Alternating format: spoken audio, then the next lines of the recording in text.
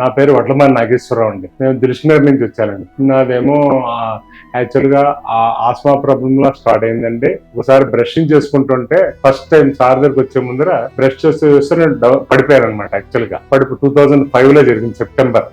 అప్పుడు ఆయన దగ్గరికి వచ్చాను, సార్ దగ్గరికి, విష్ణురావు గారి దగ్గరికి. వచ్చినప్పుడు ఆయన ట్రీట్మెంట్ ఇచ్చారు.